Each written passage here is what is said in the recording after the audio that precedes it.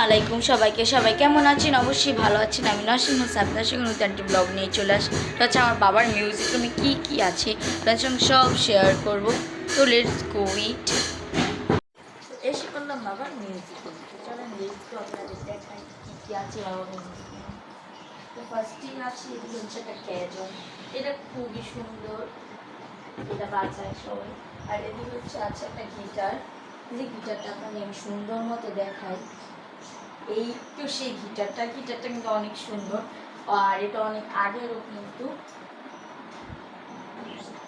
দেন এদিকে হচ্ছে একটা রিং লাইট, যেটা দিয়ে আমি ভিডিও করি, যাই হোক। আর এদিকে হচ্ছে একটা স্টেন, মাইকের স্টেন।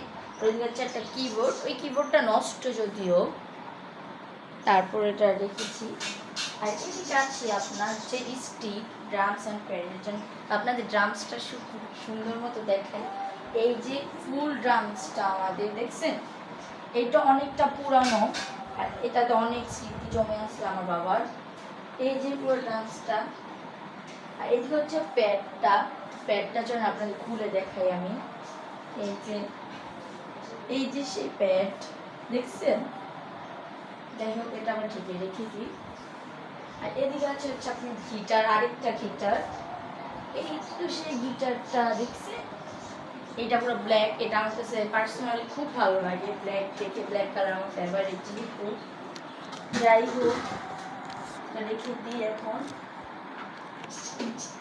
আর এদিকে আছে বাঁশি, তারপরে এদিকে হচ্ছে কানে হেডফোন, তারপরে এদিকে হচ্ছে একটা ঝুনঝুনি। যাই হোক, এদিকে হচ্ছে সবচেয়ে বড় স্পিকার, মেইন স্পিকার। এই যে এটা কিন্তু মেইন স্পিকার আমাদের, বুঝছেন। আর এটা হচ্ছে আমাদের আরেকটা গিটার, এটা হচ্ছে ব্রাউন কালারের মধ্যে। আমাদের মোট 3টা গিটার, আরও 3টা আছে, বাট ওগুলা ইলেকট্রিক গিটার, ওগুলো দেখাচ্ছি। এই যে আরেকটা গিটার ব্রাউন কালারের। দেন এদিকে এই যে হচ্ছে মাইক, আরেকটা মাইক। আর এদিকে হচ্ছে আরেকটা কিবোর্ড, একটা কিবোর্ড। এদিকে হচ্ছে ডায়েরি। আর এটা হচ্ছে মিক্সার, এটাই আর কি মেইন, এটা ছাড়া অন্য করা যায় না।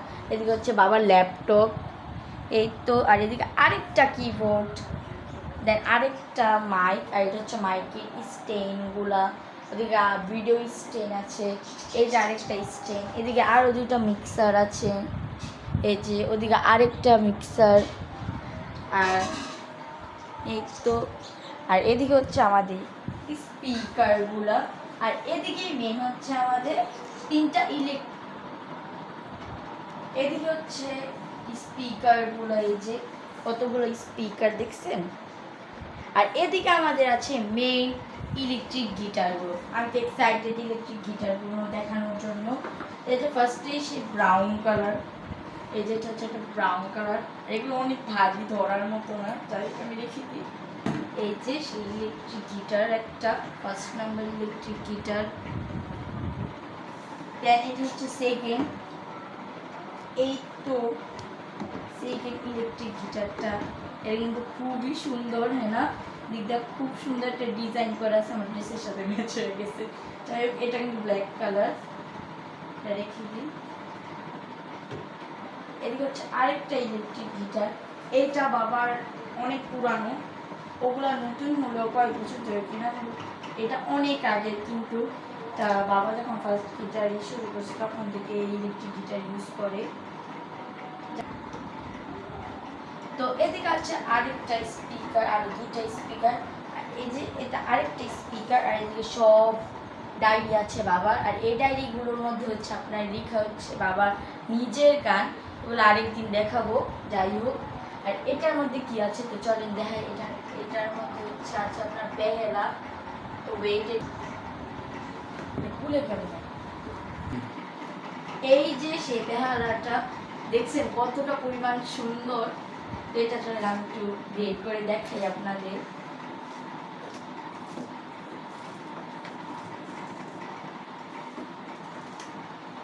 এই যে, আর এটা হচ্ছে বেহালাটা, এই যে এটা কত সুন্দর দেখছেন। আমি বাজাতে পারি না যদিও, এই যে এটাকে এইভাবে বাজাতে পারি না।